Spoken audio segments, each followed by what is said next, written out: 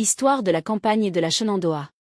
Au travers de ces 5 scénarios, vous venez de revivre les temps forts de la campagne de Jackson en 1862. Ici, je vais tenter de vous livrer l'histoire de celle-ci dans son contexte général. En mai 1862, les perspectives de survie de la Confédération n'étaient pas brillantes. La majeure partie de la vallée du Mississippi était tombée aux mains de l'ennemi. En Virginie, l'armée de McClellan, forte de 100 000 hommes, pouvait entendre le son des cloches de Richmond. Le corps d'armée d'Irvin McDowell était stationné à Fredericksburg, s'apprêtant à partir vers le sud, dans le but de renforcer McClellan, portant les effectifs au double de ce que les forces confédérées de Joseph E. Johnston pouvaient leur opposer. Pourtant, le nouvel acte majeur de cette guerre n'allait pas se jouer devant Richmond, mais à 160 km de là au nord-ouest. Dans la Shenandoah. Les forces rebelles, dans cette région d'une grande importance stratégique, sont commandées par Stonewall Jackson. Elles avaient été renforcées par la division commandée par Richard Ewell.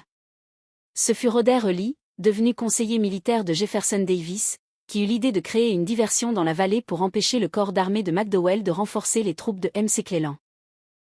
Déjà après la bataille de Kernstown, au mois de mars, l'état-major fédéral avait empêché le transfert des troupes de la vallée vers l'est de la Virginie. Depuis, une des divisions de Nathaniel Banks, US, était partie vers l'est. Une seconde, se préparant à partir sous peu.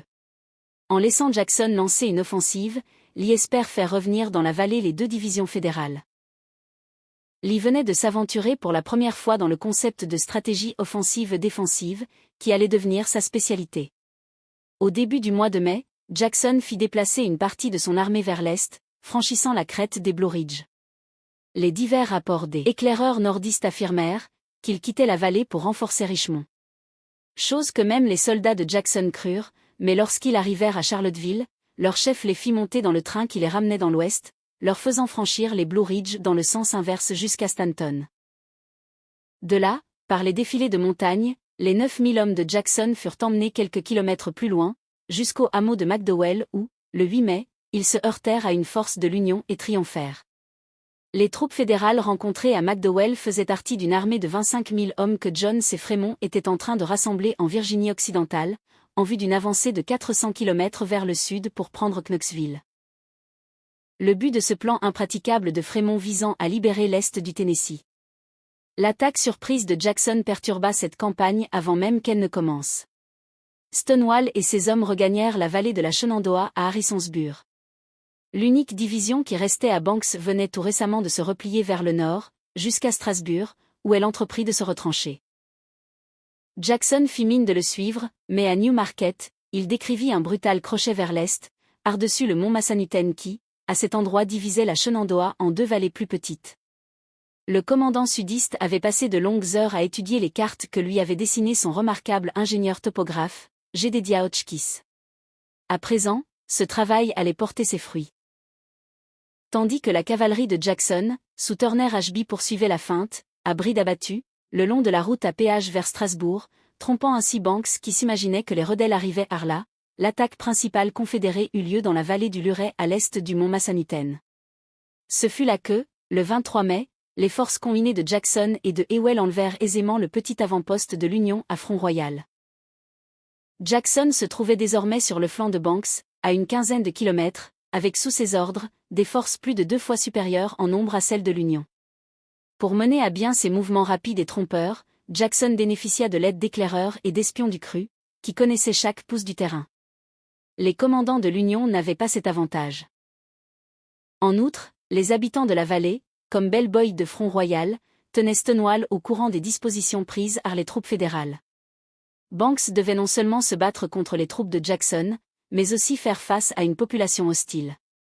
Problème auquel se heurtèrent toutes les armées de l'Union quand elles envahissaient un territoire rebelle, ce qui contribua à faire du conflit une guerre entre 2 peuples plus encore qu'entre 2 armées. Jackson, qui ne tolérait pas les défaillances physiques, avait fait avancer son infanterie à une allure inhumaine. Pour lui, tous ceux qui étaient faibles, hélas, ceux qui s'évanouissaient sur le bord de la route, manquaient de patriotisme, déclara un officier. Ewell fut contaminé par cet état d'esprit et ordonna à ses colonnes de fantassins de ne porter sur leur dos que le strict minimum. Malgré leurs pieds nus couverts d'ampoules et leurs épuisements après avoir parcouru 250 km et livré 2 batailles, ils étaient fiers de compter parmi ceux que l'on appelait sa cavalerie pédestre. Cette fierté leur serait d'un grand secours pour les pousser en avant, car des marches et des combats encore plus durs les attendaient. Banks s'étant enfin rendu compte du guêpier dans lequel il se trouvait, effectua une retraite précipitée de Strasbourg jusqu'à sa base de Winchester, à plus de 30 km au nord. Les troupes harassées de Jackson se précipitèrent à sa poursuite le 24 mai, taillant en pièces le convoi de fourgons nordistes et capturant une véritable montagne de ravitaillement. Le gros de la division de Banks arriva quand même à Winchester, où les nordistes firent volte-face pour se battre. Banks, préférant cette option plutôt que de laisser continuer une retraite qui se transforme de plus en plus en déroute. C'est par une matinée brumeuse, le 25 mai, que 15 000 rebelles attaquèrent 6 000 Yankees sur les collines situées au sud et à l'ouest de la ville. Après quelques combats sanglants, les fédéraux rompirent les rangs et détalèrent vers le nord pour gagner le Potomac à près de 60 km, où ils seraient en sécurité. La cavalerie indisciplinée des HB s'était transformée en une bande de pillards, occupés à mettre à sac les camps de l'Union ou à emmener les chevaux capturés vers leur propre domicile tout proche. Sans cavalerie, avec son infanterie épuisée, Jackson ne pouvait poursuivre les tuniques bleues qu'il avait mis en déroute. Néanmoins, ses victoires à Front-Royal et Winchester avaient permis de récolter au moins 2000 prisonniers, 9000 fusils et une telle abondance de vivres et de fournitures médicales que les hommes de Jackson baptisèrent Banks, l'officier d'intendance. La campagne de Jackson permit, comme l'avait espéré Lee, de diminuer la pression exercée sur Richmond par les nordistes. Lorsque Lincoln apprit le 24 mai que Jackson s'était emparé de Front-Royal, il prit deux décisions immédiatement. La première fut de donner l'ordre au général Frémont de faire avancer ses troupes vers l'est dans la vallée de la Shenandoah à Harrisonburg, pour ensuite remonter vers le nord, dans le but de prendre Jackson à revers. La seconde suspendit le départ pour Richmond, de l'armée de McDowell, qui se trouvait encore à Fredericksburg. Il lui ordonna aussi d'envoyer 2 divisions dans la vallée pour prendre le flanc de Jackson. Les généraux McClellan et McDowell protestèrent tous deux contre cette manœuvre qui était ce que leur ennemi avait recherché à faire. « C'est un coup terrible pour nous », télégraphia McDowell au président. « Je ne vais rien gagner pour vous là-bas, mais je perdrai en revanche beaucoup ici. » Malgré cela, McDowell obéit aux ordres. Il renvoya dans la vallée la division de James Shields, que le général Banks lui avait envoyée quelques jours plus tôt. Il suivit en personne avec une autre division. Installé dans le bureau du télégraphe du ministère de la Guerre à Washington, Lincoln expédia des télégrammes aux 3 quartiers généraux de Frémont, Banks et McDowell. Il devait espérer pouvoir les déplacer telles les pièces d'un jeu d'échecs. Mais ces généraux bougeaient trop lentement ou bien dans de mauvaises directions. Au lieu de pénétrer dans la vallée à Harrisonburg, Frémont, ayant trouvé les défilés bloqués par des petites forces rebelles, parcourut plus de 60 km vers le nord pour y entrer à un point situé au nord-ouest de Strasbourg. Cette manœuvre provoqua la colère de Lincoln car laissa la voie libre aux 16 000 hommes de Jackson, leur permettant de s'échapper vers le sud en passant par Strasbourg avant que les 15 000 hommes de Frémont et les 10 000 de Shields suivis de près par un autre renfort de 10 000 soldats, ceci avant qu'elles ne puissent converger vers eux par l'ouest et l'est. Ce fut d'ailleurs exactement ce qui arriva. Après la bataille de Winchester, Jackson s'était avancé à quelques kilomètres à peine de Harper's Ferry, pour donner l'impression qu'il comptait traverser le Potomac. Le 30 mai, ses troupes étaient presque 2 fois plus loin de Strasbourg que celles de Frémont et de Shields qui convergeaient vers lui. À part un peu de cavalerie, il n'y avait rien pour barrer la route du mouvement en tenaille de l'armée fédérale. Mais, étrangement le commandement nordiste semblait comme paralysé. Le 30 mai, la fameuse cavalerie pédestre de Jackson fila vers le sud de jour comme de nuit, alors que les tuniques bleues prenaient de plus en plus de retard. Le 1er juin, les rebelles traversèrent Strasbourg et continuèrent leur marche forcée vers le sud. Bien que talonnés par Frémont et Shields qui enfin commençaient à réagir au mouvement sudiste, bien que cela fût déjà trop tard.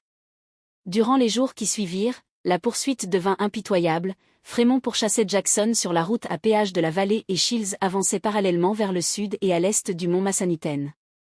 La cavalerie d'Ashby brûla 4 ponts pour retarder les forces de l'Union. Il y eut de nombreux combats d'arrière-garde entre la cavalerie fédérale et rebelle, l'un d'entre eux fut mortel pour Ashby qui était devenu l'un des grands héros du Sud.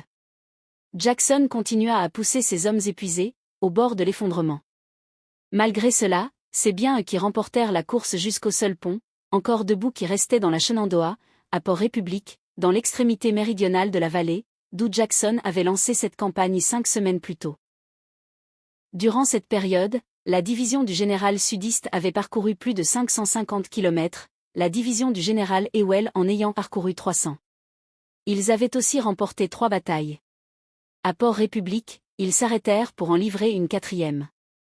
Le 8 juin, les troupes de Frémont avancèrent contre la division d'Ewell, stationnée à 5 km au nord de Port-République, près du hameau de Crosskeys. Frémont s'y prit particulièrement mal, ceci malgré une supériorité numérique incontestable, de 11 000 hommes contre 6 000 rebelles. Il n'engagea qu'une fraction de son infanterie dans une attaque contre l'aile droite de l'armée confédérée. Ayant été repoussé, il se limita à un duel artillerie parfaitement inutile. La médiocrité de cette tentative poussa Jackson à prendre une de ces audacieuses décisions dont il avait le secret. Son armée de 15 000 hommes étant prise entre 2 armées fédérales qui étaient 2 fois et demi plus importantes que les siennes. Si Jackson avait eu la prudence de ses homologues, il aurait dû battre en retraite vers le passage défendable le plus proche dans les Blues Ridge. Cependant, les 2 armées de Frémont et Shields étaient séparées par des fleuves qui ne pouvaient être franchis à gué, Jackson et ses hommes contrôlant l'unique pont encore en état. La nuit du 8 au 9 juin, Jackson ordonna à Ewell de ne laisser face à Frémont qu'une force symbolique et d'emmener le reste de la division à Port-République. Jackson avait l'intention de mettre en déroute l'avant-garde de Shields, puis de faire volte-face pour attaquer Frémont. Mais malheureusement pour lui, la résistance acharnée des 2 brigades de Shields à Port-République fit échouer ce plan. Les 3000 tuniques bleues tinrent en respect, pendant 3 heures durant, les 7 à 8000 rebelles que Jackson avait finalement jetés contre eux, bien que le poids du nombre finisse à l'emporter. Mais quand les nordistes cédèrent enfin, l'armée de Jackson était trop meurtrie pour livrer bataille à Frémont, qui était resté totalement passif durant cette sanglante matinée du 9 juin. Les soldats des 2 camps finirent par se replier pour reformer leurs rangs. Durant la nuit, Jackson se retira jusqu'à Brown's Gap dans les Blue Ridge. La campagne menée par Jackson dans la vallée de la Shenandoah devint célèbre et on l'étudie encore dans les écoles militaires car elle est un excellent exemple de la façon dont la rapidité et l'utilisation du terrain peuvent compenser l'infériorité numérique.